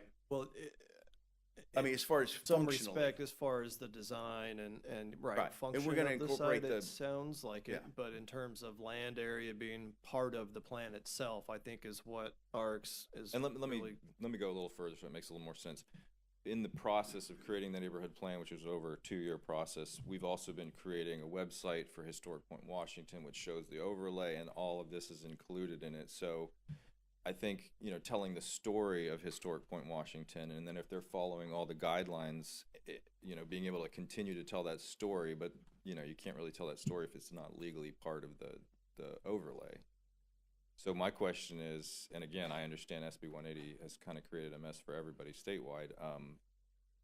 Would that legally go back into the boundary if they rescind that, or rescind that aspect of SB 180. I suspect at that time it would probably involve the property owner, again, agreeing in a formal way to being part of the plan, Okay. just like any other owner in the neighborhood plan area. Okay. So while Ricky's up here, in terms of, so I represented the group. There's multiple groups that came to that community meeting. I'll speak for myself and then for some of the people within the neighborhood plan. So a lot of people came from outside the neighborhood plan overlay. The 3 variances on the sidewalks we're totally in favor of. The parking we're in favor of. That was put into the neighborhood plan originally because of short-term Airbnb rental potential, and if he's going to put in the HOA that is not a potential, that it's only long-term, then we're in total favor, because reducing the number of parking actually prevents them from having to cut down more trees. What was the third one? Besides the height. Sidewalks. Oh, the front porches, we're totally in favor of that. Yeah, and removing the commercial roofs, we're totally in favor of that. Right now, we have a congestion issue back there already, and I think that roadway going into the development, all the neighbors call that dead man's curve, because when you go past it and you curve out, we don't have a sidewalk there. Parents are walking carriages and people speed, and so it's already and in fact, Ricky told me when he went out, when we told him to go watch it, they went out to photograph, and they photographed the mother pushing a carriage with the baby as a car came flying around the corner. So we're in favor of that. The parking we're in favor of. The only one that everybody had issues with was the height. I personally am in favor of it because it reduces the need to cut down trees, because they would have to bring in infill to do that. And the main concern people have with allowing the higher height limits on the bayfront was, would you see those taller houses from 395? So when you're in the historic district and you look over, would you all of a sudden see houses that are not consistent with the rest of the neighborhood? And there's a parcel of land between 395 and that property that is old growth forest. Some of the pine trees are 4 feet in diameter, and the property owner was one of the ones that downzoned that property, so it can never be developed. It's going to remain, I think, 4 acres of waterfront that can never have more than one house on it. So I think that concern is alleviated, and that we have trees that are close to 100 feet high there, and they will be blocked as long as it's only the houses on the bayfront. One fourth one. What was the fourth? Porch. Yeah, the depth of the porch, we're totally for that, because the old historic houses all had deep front porches because they were designed before air conditioning. So the look and feel of that, I know that was in our neighborhood plan. We actually encouraged it and pushed for that. So getting that deviation from the county plan would actually be something that the neighborhood would appreciate. One last question I have, and perhaps is the small swamp area. I know that's going to have to become a retention pond, and we worked with Ricky, and he was saying that they're going to do a retention pond, but it's going to be one that's actually got the shelf on the edge where they can plant a lot of native vegetation, similar to phase 1 of watercolor. And if you've seen those ponds, I think they're beautiful. They actually bring in a lot more herons and egrets, things of that nature. My only question is this where the existing wetland is, or is it right in here? It is. How does that affect that? That whole thing goes underwater, because there's a lot of cypress trees there, and this area is currently a low area, a depression here, but that's why we want to make this our stormwater management facility. And it would be a wet detention pond with a littoral planting zone is the term for the plantings around it, because we do want it to look natural. And those littoral plantings really enhance the look of the facility as well, and help the facility too. How does that, in terms of keeping water in that, do you guys have to come in and put clay bed down first or anything, or is it? It's down. We have geotechnical soil borings that establish the groundwater location, and we design where the normal pool is at the groundwater, and then the stormwater attenuates on top of that groundwater. So the groundwater, we go below the groundwater down, so there's always water in the pond. Okay. My only statement would be, I personally am in favor of the variances. If they're allowed, could we please put writing in there that explains why they were allowed, and how they actually benefit the neighborhood plan in terms of, so reducing parking spots was because they're going to put in the HOA that it's long-term only. Allowing the height limit on the water was to preserve trees, and because these larger homes are blocked from the view of the neighbor.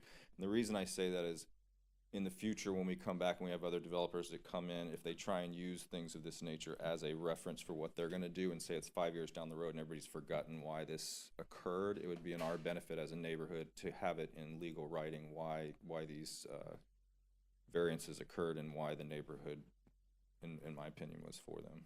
That's all I've got. Thank you. All right, thank you. Anyone else in the public? All right. Yeah, please, I've got some additional I was going follow-ups. off of memory. Roseanne is correct, is the neighborhood plan is 10 units an acre. It reads a 20 unit per acre reduction to 10 units per acre. So I remember the 20, but that was the reduction. So it's 10 units. I just misspoke and I want to clarify myself. Okay, no problem. So I have a couple things that I do want to ask or comment on. I'm not seeing the parking deviation being requested in this table. Is it something that I'm missing, or is it separate from this table, Rosanna? Yes, let me touch on a few things. Okay. Actually, first, we did check the comp plan. Those percentage breakdowns are not part of the comprehensive plan, so we're okay there. I think what's causing a lot of the confusion is it's not clearly stated in those PUD documents what are deviations from that neighborhood plan and what are deviations from the code. And I think we need to clearly define those in those documents because the lines are blurred. The parking is a deviation, which would have been from the neighborhood plan. Okay. So I think we need something similar to what's in the staff report, because those are all deviations from our code in those documents.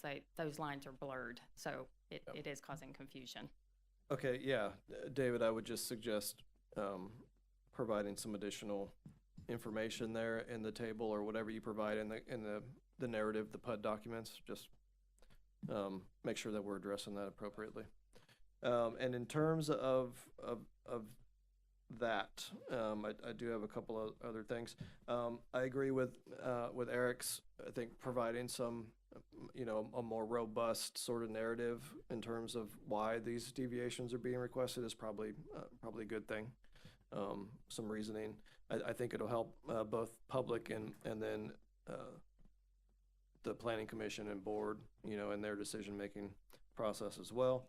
And then in terms of the covered front porch line, I think it would be a positive and probably a benefit there to the neighborhood plan and any other folks that may come in terms of the request, is to provide some additional detail of what we're going to call a covered front porch, potentially an image in there, kind of set those parameters for us, if you will, no walls on, one side, whatever that's going to potentially look like. I just want to make sure that we're covering our base there. And people aren't coming in later saying, hey, we want the same. And then we don't. We just, staff's going to be scratching our heads and shrugging our shoulders. So just provide some additional detail there. And in terms of the civic use, it says natural park, but I want to make sure that if this is what will be considered that mix, that whatever's provided will meet the intent of a civic use, right? So that just a natural green space, I don't think will meet that intent for a civic use, right? So let's just review the definitions there and make sure whatever's being proposed there, we can make fit into that use category, please. Just so there's no questions with that moving forward either. I think that was all I had. I don't believe anybody else in the public has comments. Anything else? No? That I do that, where you're putting that stormwater pond, that's one of our treatment areas.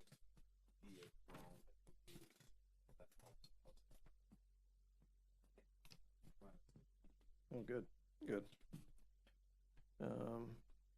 Okay, so this looks like there's quite a few folks that will end up utilizing that improved roadway.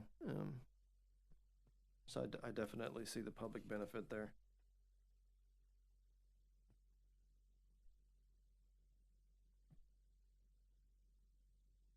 All right, Rosanna, what is your recommendation here? This has been scheduled for the Planning Commission on the 14th. I don't know that We can guarantee all the reviewers will have their comments by then, but I would like to conditionally move it out of TRC as this is the conceptual PUD. That would be my recommendation, and then schedule it once all those comments have been addressed. Okay. And I do want to just point out that a planned unit development overlay, this application would be a legislative item and will go to the board. This will not go to the Right. special magistrate Right. process, right? So we have a recommended motion. Unless there's something else or any other considerations, can I have a motion to that effect? So move. Second. All right. All in favor? Aye. Aye. All right, we'll go ahead and conditionally approve this and move it forward. Thank you. Okay, that brings us to item number 11, the water sound origin cell tower. And actually, before we get started, I just need a quick break. Yeah, thank you.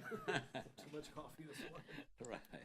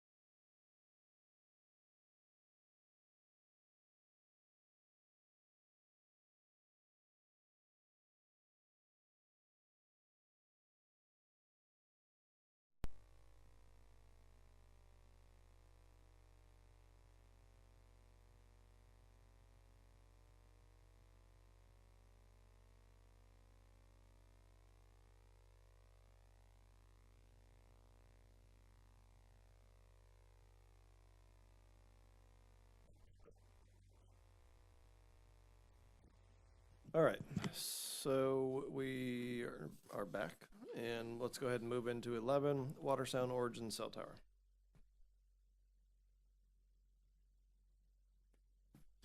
Right, this is the Water Sound Origin Cell Tower. It's a request to approve by development order. It's project number MIN 25-000117. It was reviewed by Bob Baranti. It is a minor development order application submitted by Interlight Engineering on behalf of St. Joe, requesting to develop a cell tower on 338 plus or minus acres with a future land use and zoning district of Bay Walton Sector Plan Village Center. The property is located in District 5 within DSAP 1 on the east side of Origins Parkway and identified by the parcel number in your staff report. If you would please enter the staff report into the record. So entered. It looks like we are still waiting for some comments from engineering, maybe right-of-way. It just says Andrea, so I'm not sure if that's right-of-way comments or if she's reviewing stormwater and traffic on that one. There is no traffic, obviously, but just going off the staff report. It looks like we're waiting for Andrea, emergency management, environmental, fire, and planning has requested a landscape plan. It doesn't appear there's significant comments. Staff did make the recommendation to conditionally approve it, just to go ahead and throw that out there. I will turn it over to the applicant. With that being said. Yeah, thank you. Thank you, Rosanna. I'm David Smith with Interlight Engineering again. As Rosanna presented, it's a request for a new cell phone tower. The cell service is lacking in the area, so it's a new tower that will greatly help the cell service in the community, the Walton County DSAP and the Water Sound Origins area. I do agree, Rosanna, there's one comment from planning on a landscape plan, and all the comments were very minor, so we can easily address those, and we would respectfully request to move forward. So I'd be more than happy to answer any questions. Okay. Any questions for the applicant? Looks like the site is away from any residential or any other use structures. Certainly 199 feet away from, at minimum. We did a fall analysis as requested by Bob, and we're over 800 feet away from the road, and there's not a structure. The structure's on the other side of the road, so we're probably 1,000 feet away. Okay, very good. I may have to discuss with Bob a little bit what he would anticipate in a landscape plan for the siting of this tower. Did he make that clear to you at all? I had the same question. So, okay. But again, if it's one thought I had is, would it be adding street trees up along Origins Parkway where the entrance is? That's the way I read the comment. I did want to clarify, which that's not a problem. That would be adding 2 trees. Yeah, that may be appropriate there. In terms of internal to where the tower will be sited, I'm just not sure that there's a need for any additional landscaping in there, but maybe not in this location, but I think what we've done in the past is we've had them put some shrubs around to like screen the equipment. Yeah. You've got equipment on the ground. I know I did a cell tower been a while ago, but we did that to screen that equipment. But was it visible from a right of way though? In that well, I was going to say with this location that probably isn't necessary, but I just wanted to throw out there that's what we've done in the past, but that doesn't mean it's appropriate here. Yeah, thank you, Tim. And I think that's just going to be a simple sort of matter internally that we need to discuss and make sure we're all being consistent in our approach to these things. But yeah, I don't know that we would need too much, being that it's not really going to be visible from any place outside of where the site is actually going to have the tower. Andrea, do you have any questions, comments, concerns there? I can tell you that Andrea has no comments. Oh, thank you. Record. Thank you. All right. Anything else for the applicant? No? All right, well, this is a minor, so I will open it up to the public if they have any questions, comments, or concerns of a technical nature.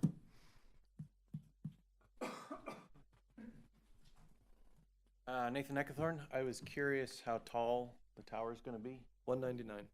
199 feet? Yes. Okay. How far is it from Origins Parkway, back behind? I can't really see. How far? It's about 800 feet. 800. I'll show you this too, Steve, but that's Origins Parkway. That's about 800 feet.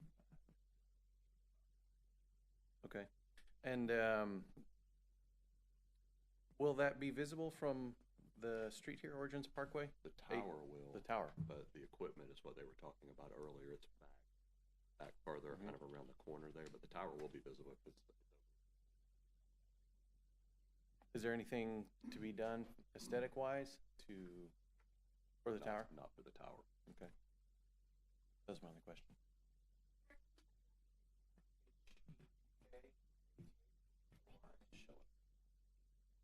Oh, okay.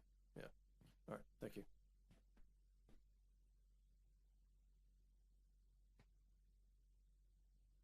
All right, anyone else? All right, seeing none. Do we have a recommended motion?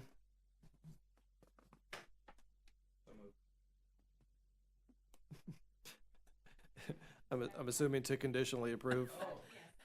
Well, no, you're fine. I did that at the beginning. So staff did recommend conditional approval once all comments were addressed. Okay, I did forget about that part. Thank you. All right, do we have a second? Second. All right, all in favor? Aye. All right, this project is conditionally approved, pending receipt of and satisfaction of all outstanding comments. Thank you. And that brings us to item number 12, the Nature Walk PUD amendment. I believe, as discussed last time, we probably need to amend this project number to make it a major. But we can discuss this a little bit more during the applicant's presentation. But Rosie, go ahead. Thank you. Sure. This is the Nature Walk PUD amendment. It's a request to approve by development order. It's project number MIN 25-000114. This was reviewed by Ayana Reed. This is a minor development application submitted by Emerald Coast Associates Engineering on behalf of CH Holdings, requesting to amend the current PUD to change it from multifamily to single family on 1.36 plus or minus acres with a future land use of mixed use and a zoning district of traditional neighborhood development. Property is located in District 5, approximately 1 mile east of Highway 395 South, and identified by the parcel number in your staff report. If you would please enter the staff report into the record. So enter. There doesn't appear to be a lot of outstanding comments. The only one that really stands out is the environmental comment. Has to do with its location in the Lot 2, impacting the 25-foot state forest setback and preservation area, and impact to the 25-foot wetland buffer. That looks like the most significant comment, and I think the only outstanding comment were those environmental items. I will turn it over to the applicant. This is the PUD amendment, and I think the actually the technical is following with those same comments, but I'll let the applicant respond. Yeah, and I was going to say, let's just do our best to keep the two applications separated. I know they're married clearly, but let's do our best to treat them separately. So this is just a change from 27 multifamily units to 6 single-family units as part of the PUD amendment. Right. Thank you. Any questions for staff? No? All right. Thank you. Good morning. Dean Burgess with Emerald Coast Associates. We're the engineer and representative for this project. We have responded to those comments. The 2 environmental comments were the most significant and really only comments that we received. And the buffer that is around the perimeter of the development is, per the PUD originally submitted, is not a required preservation community. upland community by Walton County's code. They call it a preservation area, understandably, because it's natural vegetation to be preserved. It meets all their buffer requirements and part of their open space, and was something that they offered in the PUD. But it is not to be confused with an upland habitat buffer, where we would have to say, okay, we're impacting along Lot 2, where are we making that up elsewhere in the PUD? But it would Otherwise, reduce some of that open space. Sorry? The impact would reduce some of that open space as initially approved. It would reduce, yeah, a very, very minimal amount. It's only along Lot 2, and the reason for that is to keep it in keeping with the size of lots that are in the Nature Walk PUD. We have responded to all those comments. They were sent in earlier this week. I think it was Monday, or maybe we got it out end of last week. But so the reviewers should have those. I don't anticipate any continued back and forth on that. So I would ask that we move it forward pending satisfaction of all comments. And again, I don't want to get too into the weeds here, that we can address in the next application. And maybe I just won't ask. But in terms of the access there to the north, I know it was raised by Ms. Coram, if I'm saying that correctly. At the last meeting, I did see some communications via email that were kind of going back and forth, but I did not have a chance to really dig into those. Can you just update the board on that? Sure. We copied you on all the communication that we had. We asked for information on this licensing agreement, and they sent it yesterday, and you were copied on responses to that. It's an unsigned licensing agreement that the previous owner of the property never signed. To the best of my knowledge, it was never signed. And there's a clause in it that says upon sale of the property, it automatically nullifies, so there's no obligation once it sells, and obviously it's sold to the current owner, and there's no agreement with the current owner. Understood. Okay, any questions for the applicant? Thank you. All right, thank you. I will again open this up to anyone in the public that has any questions, comments, or concerns. Janet Coram, Nature Walk resident and chair of the CDD. The letter that I submitted said that we didn't have an agreement with Mr. Hemmings, that we had asked for one, but it was denied, and that's why we wrote the letter to the TRC, the planning department, to request an emergency egress through this area. So they haven't been able to find the hard copy of the licensing agreement, but we did insure the property for that property owner at the time, to make sure that he didn't have any liability if we needed to use it as an emergency egress. So I think the intent is there for, both parties. It's still, we have 11 parcels around our neighborhood, and there's one that's being developed now on Beargrass, and then this one. There's no exit for this neighborhood.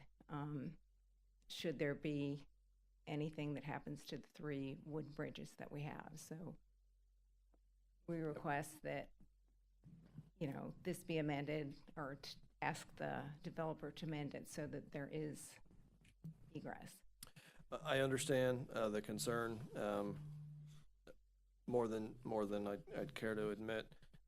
Something very similar is happening to my neighborhood personally, so I get the concern, but I also understand where our requirements end and what we can actually make the applicant do, and I think that request would fall short or beyond what our abilities really are in that light. I understand that South Walton Fire has requested that an emergency access be made available, if that's possible, given any site design constraints. I will just echo that request. It would be beneficial if that can be provided, but I believe that's the extent of this board's ability, really. So it was stated at the last meeting that Mr. Hemmings was in negotiations with the CDD, but we have not heard from him at all. about this request. And we have a meeting tomorrow. The CDD meets tomorrow, and then we meet again on September 4th.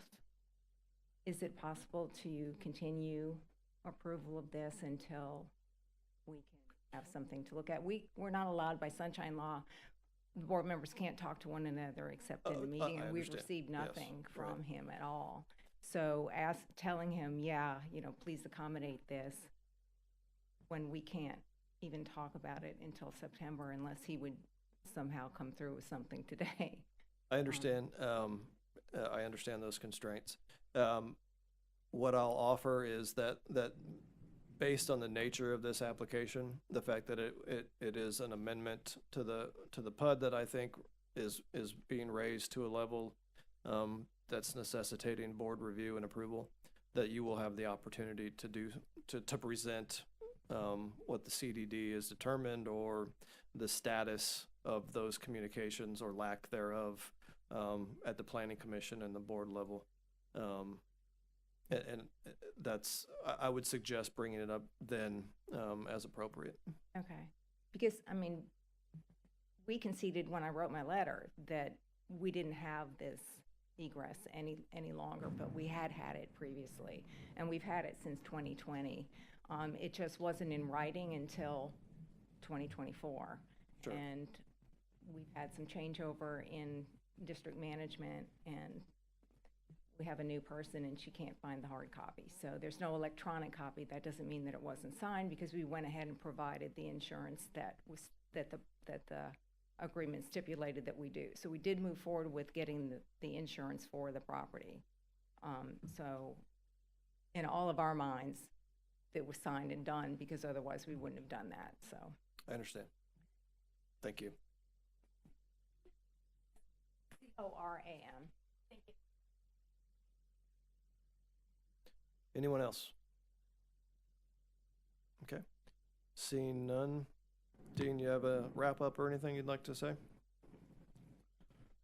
I can say that I would encourage Ms. Corum and the board to contact Mr. Hemmings. They have his contact information. I've given it to him. I've copied him on the emails. And they start negotiating this. It probably can be worked out, but the terms and conditions of it are not something, for this board to review, or the county commission for that matter. Understood. All right. Thank you.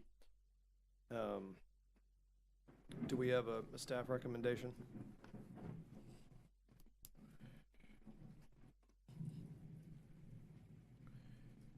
Staff would recommend, since this is the PUD amendment, I'm assuming this is going to Planning Commission to conditionally move it forward once all outstanding items are addressed. Thank you. Yeah, we have a recommended motion. So move. Second. All in favor? Aye. All right, this item is conditionally approved to move to Planning Commission upon address of any outstanding comments. What we'll do, Dean, is we'll go ahead and make the change internal to the system. I don't think, based on the nature of what's being proposed, that it's going to create any additional fees or anything like that. I think that what's been paid thus far can carry forward in terms of the review. That'll bring us to item number 13, the actual development application for Nature Walk Tract H. Yes, so this is the technical, the Nature Walk at Seagrove Tract H, request to approve by development order. It's project number MIN 25-000110, reviewed by Ayana Reed. This is a minor development order application submitted by Emerald Coast Associates on behalf of CH Holdings, requesting to develop 6 single-family lots on 1.36 plus or minus acres with the future land use of mixed use and a zoning district of traditional neighborhood development. Property is located in District 5, approximately 1 mile east of Highway 395 South, and identified by the parcel number in your staff report. If you would please enter that staff report into the record. So entered. I won't go over the comments previously addressed in the amendment. It looks to be the same comments from environmental and maybe some floodplain comments, but I will let Dean address those. Okay, thank you. Thank you. So, Dean, will you just speak to the distance there? So there is a state forest buffer, I'm assuming is applicable based on Brad's comments. So, and then there is, so there is some reduction in the preservation. Can you just speak to like the dimension there, the distance from the property line, those sort of things? It's just not clear in this. The state forest buffer would be reduced from 25 feet to 10. Okay. So we would provide a 10-foot buffer there. And then setbacks are pulled from the buffer line? From the 10-foot buffer, yes. Okay. Is 7.5 or 5 or what's? It is the 5-foot that is standard throughout the PUD for single-family residence, Okay. is what we've requested. Okay. And so about how much preservation area is being removed with that? About Yeah, so 15 feet times the. I'm going to say about 100 feet. The lot's about 100 feet long. Okay. Yeah. Okay. I mean, overall, this is a reduction in density. That's how we saw, Yeah. You know, it would offset the change in the buffer. Yeah, yeah, it's, I mean, I think other than the lack of that emergency ingress egress, I suspect that the neighborhood is probably happy to see 21 units go away. And the size and scale of the multifamily buildings versus single-family homes. Sure. Yeah. Sure. I will again just echo that I do agree with Sammy's request and that it would be a benefit, given the standards and the fire code, you know, necessitated by new development exceeding 100, between 100 to 600 units, you know, has at least a secondary emergency access. I do think it's important, and I would really greatly appreciate the owner's consideration there. I agree with you. You know, it would obviously be a benefit to safety and an opportunity to get out if a problem occurred with the bridges and other accesses. And I've encouraged my client as well as Ms. Curran to get together and negotiate that agreement. We appreciate that. All right. Is there anything else? No questions, comments, concerns? I did want to mention that, you know, we have responded to the floodplain comment that is with this, as well as the environmental comments, and just awaiting review and approval. Okay. Ms. Coram, I'm just going to give you an opportunity again if you want to make your comments on this record as well. I just wanted to say again that it would not just benefit the other 296 existing residential homes to have this egress, but it would also benefit the owners of the homes that are built within this certain parcel to be Yes, able ma'am. to get out. Thank you. Anyone else? Okay, do we have a recommendation from staff? Yes, and I did want to mention Ms. Coram's comments were part of the staff report, so if you would, make sure those are entered into the record. She did submit something in writing. It appears Dean's addressed these comments, so staff would recommend conditional approval to move forward once those items have been reviewed and approved. Okay, thank you. And I will just, for the sake of how this will be reviewed and when it can be approved, we will not, we can certainly conditionally approve it now. We would not be able to issue a development order until the Board of County Commissioners approves the changes to the PUD. So, but we'll certainly have it all ready to go once that's finalized. So if I could have a motion to that effect. Move with staff recommendation. Second? All right, all in favor? Aye. All right, this project is conditionally approved and will be finalized upon the board's final approval. All right, anything else? All right, I'm gonna ask for a motion to adjourn. So moved. Second? All right, all in favor? Aye. All right, thank you, guys.